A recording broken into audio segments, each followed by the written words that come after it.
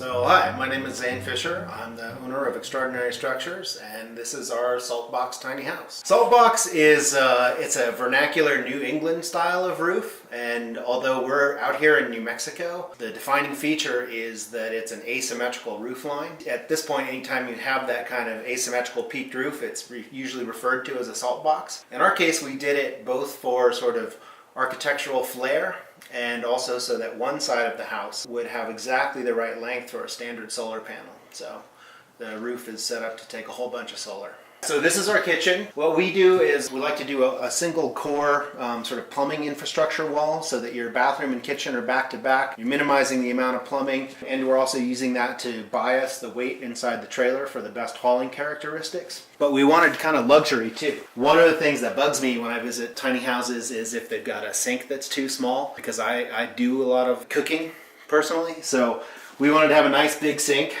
So this is bigger than you're going to have in some apartments. And then we have a sort of a diverse cooking ecosystem here, from a convection toaster oven to a 2-burner induction. But you could outfit this with a larger refrigerator and more of a standard stove and oven. But these are the options that we chose for this one. And we used a single piece stainless steel unit here. This fridge is a drawer. There's a drawer situation right here. So it just fits right into the counter. It's small, but it's very efficient. Lots of drawers, lots of storage. In fact, I sometimes think there's too much storage in this place. I think it's adaptable to any person's particular sort of needs, and you can really make it home. So the bathroom is, it's bound to be small, right? It's in a tiny house like this, but we wanted a different characteristic. We have sort of a Scandinavian wood cabin style interior going on, and we wanted to sort of, create a whole different environment.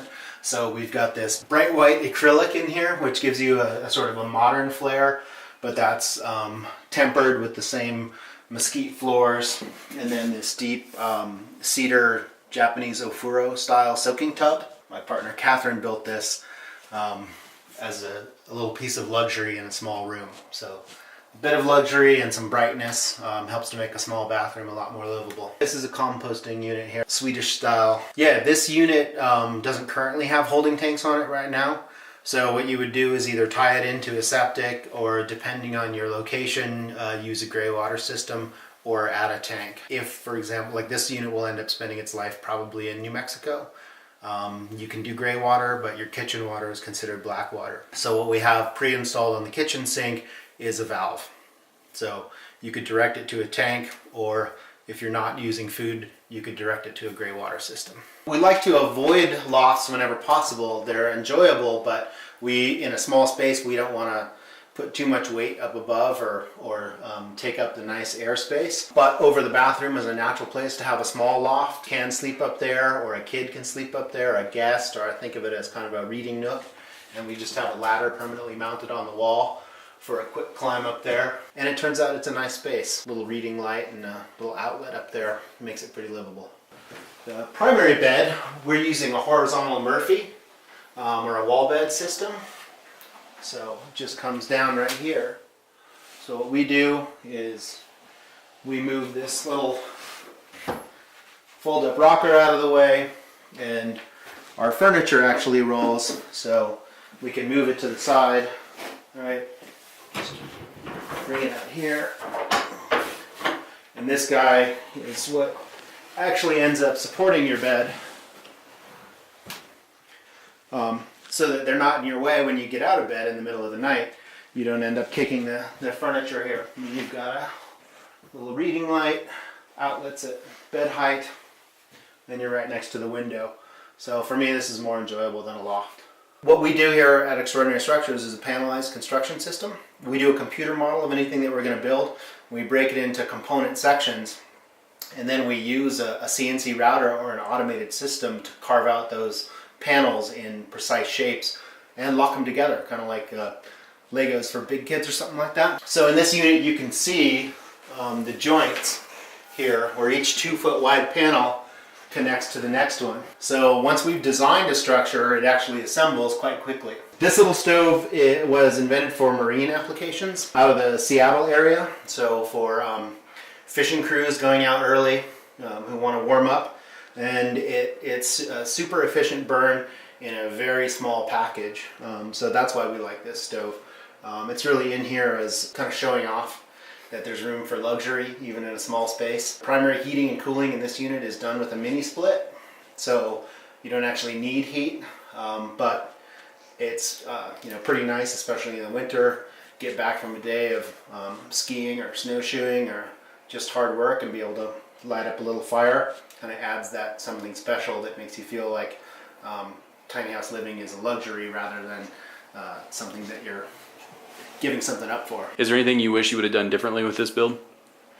There are some small things, just in the ways we've configured some of the drawers. So I think we've changed some ideas about that. We've learned some lessons about how to run infrastructure in the most optimal ways, especially if we're not building the whole unit for someone, or if we're providing a shell, which is something that we do. How to make sure that it can work really well for electrical and plumbing trades. Part of that is the tiny configuration, and part of that is using a panelized construction system like we do. Overall, I think we're pretty happy. You know, we've got other floor plans that we're working on that are different, but this one has a lot of versatility in it for us. Where do you see the future of this? Do you see this as something that is going to be progressing for many years to come, or do you see this as something where it's going to be a niche, small market that's always been there, but now they're starting to become more aligned with the thought process of the tiny home living? Yeah, I think that there are components of it that are probably niche-y, but I think the idea of smaller, sort of smarter, energy efficient spaces, a little more minimal, especially for people who realize that they don't need much, but they place a high value on maybe resources that are shared in a community or open space or wilderness. I think it's going to continue to branch out. So I see it as we work through zoning issues. I see it having a pretty large impact on cities where we see prices escalating out of control and a need for higher densities, but in different form factors. And I see it as a way to add to a sort of healthy housing ecosystem overall as we move forward. So I think there's a place for it, and as we see, we're doing a panelized system that allows for sort of rapid assembly, and there are other people out there who are not just building small, but also innovating in the housing construction area. And so to see companies coming up like that is exciting, and I think it does point to the